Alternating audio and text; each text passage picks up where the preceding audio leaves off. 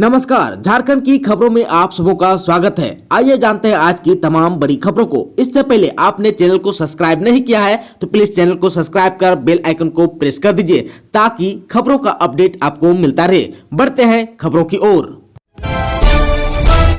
खबर है झारखंड के गोड्डा से। जल्द शुरू होगी गोड्डा पीरपैंती रेलवे परियोजना। आने वाले समय में अगर सब कुछ ठीक ठाक रहा तो पीरपैंती जसीडीह रेलखंड में गोड्डा पीरपैंती रेल लाइन पर पुराने अलाइनमेंट में निर्माण कार्य शुरू हो जाएगा। महागमा विधायक दीपिका पांडेसी ने कहा कि गोड्डा पीरपैंती रेल परियोजना के लिए केंद्र सरकार द्वारा वर्ष 2013-14 में ही पहल की जा चुकी है। राज्य सरकार परिवहन सचिव के 18 सितंबर 2019 के पत्र के आलोक में काम रुका हुआ था। महागमा से मेहरमा तक कॉल ब्लॉक के कारण उक्त रेल परियोजना में अड़चन लगी हुई थी। इस अड़चन को दूर करने के लिए पिछले माह सांसद निशिकांत दुबे ने पहल की थी।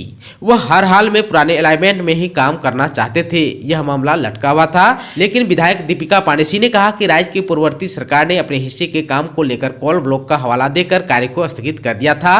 इस बीच राज्य में सरकार बदली और महागमा विधानसभा क्षेत्र से चुनाव जीतने के बाद राज्य सरकार के हिस्से वाले काम और कार्य स्थगित करने के आदेश को पूर्ण विचार के लिए मुख्यमंत्री को पत्र लिखा।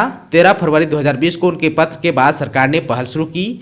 परिवहन सचिव से मिलकर उन्होंने बाधाओं को दूर कर रेल परियोजना पर अविलंब शुरू करने की मांग की थी। इसी आलोक में बीते 24 फरवरी 2020 को परिवहन सचिव के रवि कुमार की अध्यक्षता में रांची में BCCL, ECL, NTPC Kahalgaon, CO, पूर्व रेल कोलकाता और रेल अभियंताओं की अहम बैठक हुई। इसमें सहमति बनी कि गोड्डा से महागमा रेलखंड पर जल्द ही काम शुरू होगा, जबकि महागमा से पीरपैंती तक पुराने अलाइनमेंट में आंशिक संशोधन के साथ काम शुरू किया जाएगा।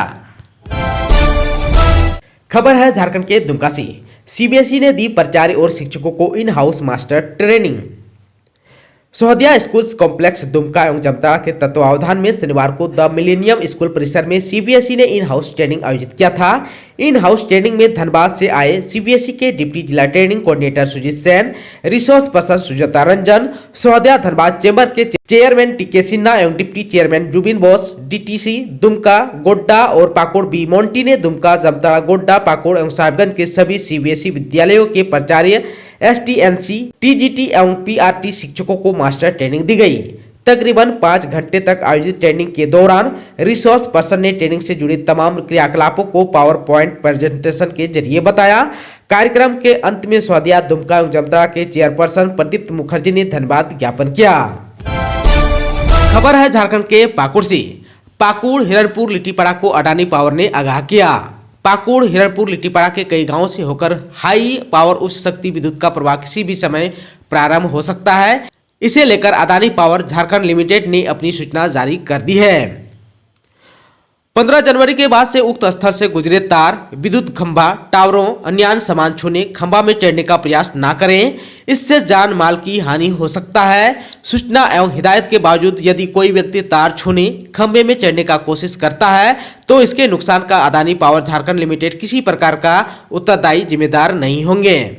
आप सबको बता देना चाहता हूं कि अब किसी भी क्षण इन तारों में विद्युत प्रवाह हो सकता है, अतः दूरी बनाए रखें और अपनी जीवन की रक्षा स्वयं करें। देखा जाता है कि ग्रामीण खंभे में चढ़ने का प्रयास करते हैं, सावधानी बरतें। कई बार देखा जाता है कि ग्रामीण खंभे में चढ़ने का प्रयास करते हैं, सावधानी बरतें। सावधानियां से ही अपनी जान सुरक्षित रह सकती है। इसके पहले भी कई बार ग्रामीणों की लापरवाही की वजह से बड़ा हादसा होने की वजह से इस पाकुड़ हिरणपुर लिट्टीपाड़ा लाइन के आसपास के गाँव के लोगों को अडानी पावर से तार और बिजली के खंभों से दूरी बनाकर रखने की यह अपील जारी की है। खबर है झारखंड के जामताड़ा से। जामताड़ा वीडियो को मिला नारायणपुर का अतिरिक्त प्रभार। शनिवार को जामताड़ा के वीडियो मोहम्मद जहीर आलम ने नारायणपुर वीडियो का अतिरिक्त प्रभार ग्रहण किया। प्रभार ग्रहण करने के बाद उन्होंने अधिकारियों कर्मचारियों के साथ बैठक की तथा मनरेगा योजना, आवास प्लस योजना समेत अन्य योजनाओं के अद्यतन स्थिति की जानकारी ली और कार्य में तेजी लाने का निर्देश भी दिया। उन्होंने कहा कि सरकार की लाभकारी योजना का लाभ उपयुक्त लाभुकों तक पहुंचे, इस दिशा में पहल करें। आप सबको बता देना चाहता हूं कि नारायणपुर के वीडियो प्रभाकर मिर्धास स्वास्थ्य लाभ ले रहे हैं। फिलहाल वे अवकाश पर है, जिस कारण जामताड़ा के वीडियो को नारायणपुर वीडियो का अतिरिक्त प्रभार दिया गया है ताकि विकास कार्य प्रभावित न हो और कोरोना रोधी टीकाकरण की गति बनी रहे। वहीं जामताड़ा में जैविक खेती के लिए किसानों को किया जागरूक।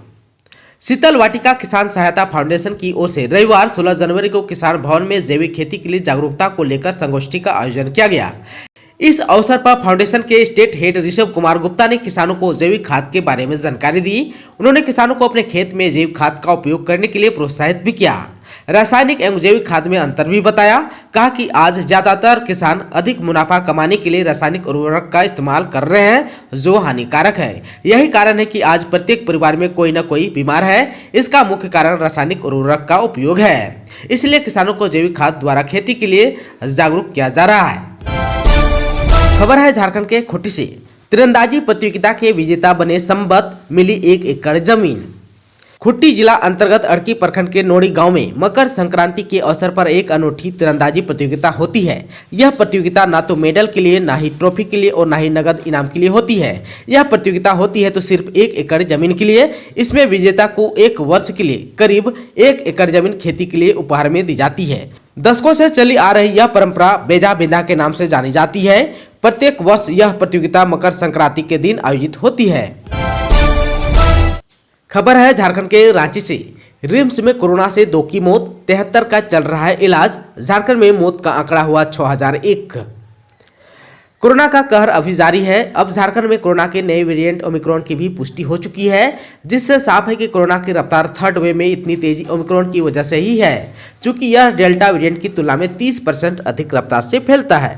इस बीच रिम्स में 24 घंटे के अंदर 2 लोगों की कोरोना से मौत हो गई, जिसमें 52 साल के पुरुष और 46 साल की एक महिला शामिल है। इसके बाद झारखंड में कोरोना से मरने वालों का आंकड़ा अब तक 6001 पर पहुंच गया है।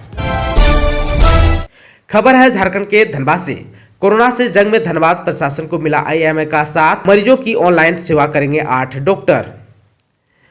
जिले में कोरोना वायरस का संक्रमण फिलहाल थमने का नाम नहीं ले रहा है। कोविड अस्पताल में लगभग 200 मरीज भर्ती है। वहीं 243 मरीजों में आइसोलेशन पर इलाज करवा रहा है। संक्रमण कम करने के लिए जिला प्रशासन और स्वास्थ्य विभाग की ओर से अधिक जांच अभियान चलाया जा रहा है। संक्रमण की स्थिति को देखते हुए अब इंडियन मेडिकल एसोसिएशन भी एक बार फिर से जिला प्रशासन के सहयोग के लिए आ गया है। फिलहाल एसोसिएशन के डॉक्टर ऑनलाइन परामर्श के लिए जिला प्रशासन से जुड़े हैं। ऑनलाइन परामर्श में जुड़ने वालों में IMA के सचिव doctor Sushil Kumar, doctor Rakesh Inder, doctor Anand Ranjan, doctor Manas Ranjan, doctor major Chandan, doctor Praveen Kumar, doctor SK Pathak और डॉक्टर OP अग्रवाल शामिल हैं। वहीं कतरास में खुला धनबाद जिले के दूसरा महिला थाना। धनबाद जिले को दूसरा महिला थाना की सौगात मिली। रविवार 16 जनवरी को SSP संजीव कुमार ने बागमारा अनुमंडल के कतरास में महिला थाना का उद्घाटन किया। प्रथम महिला थाना प्रभारी के रूप में सोनिका वर्मा ने कार्यभार भी संभाल लिया। सोनिका 2018 बैच की दरोगा है। इससे पूर्व वह सरायकेला थाना में तैनात थी। थाना में आयोजित समारोह में SSP के अलावा ग्रामीण SP Reshma Rameshan, ASP Manoj Swargiary, SDPO निशा मुर्मू एवं BCCL GM मौजूद थे। इस बार चतरा में कैसे मनेगा गणतंत्र दिवस, कार्यक्रम की रूपरेखा तैयार।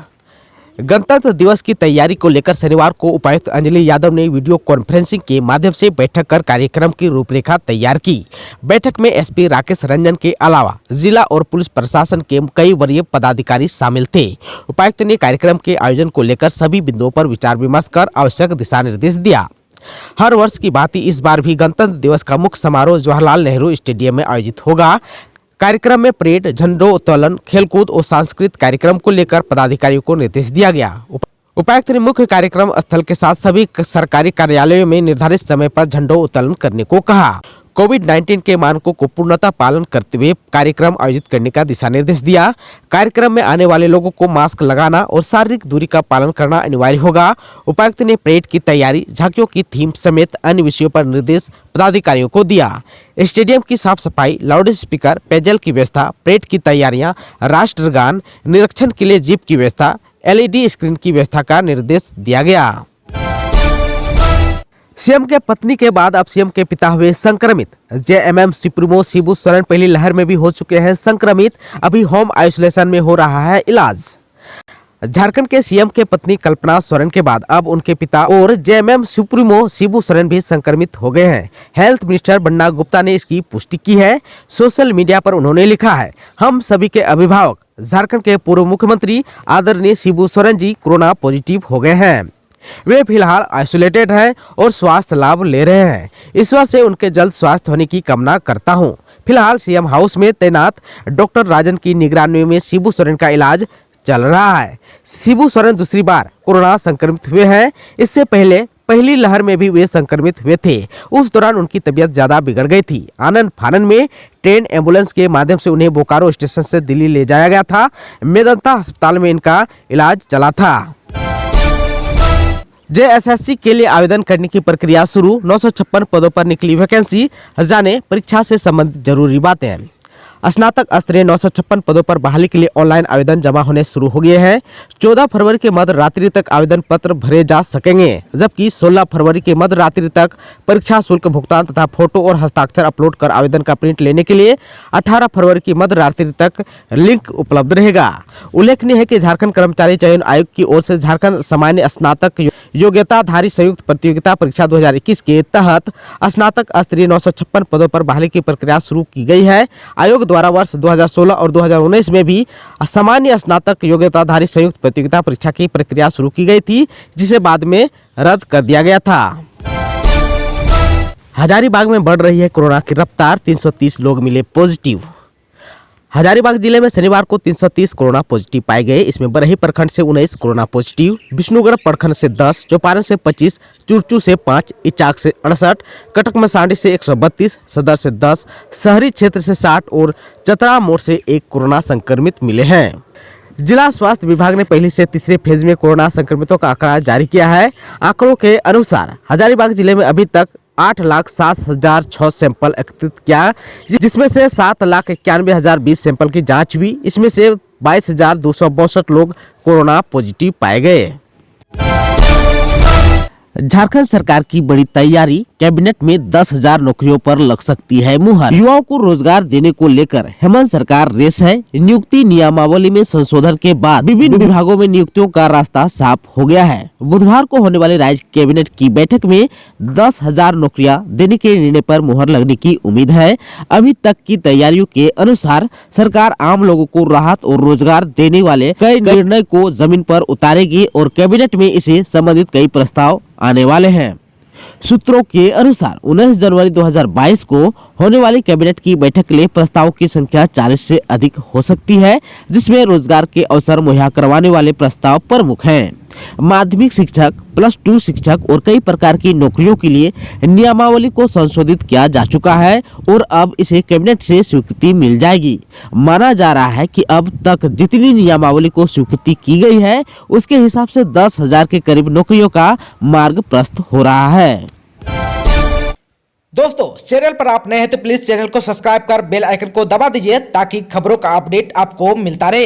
इसके साथ ही आज की खबरों में बस इतना ही। हमें दीजिए इजाजत। नमस्कार।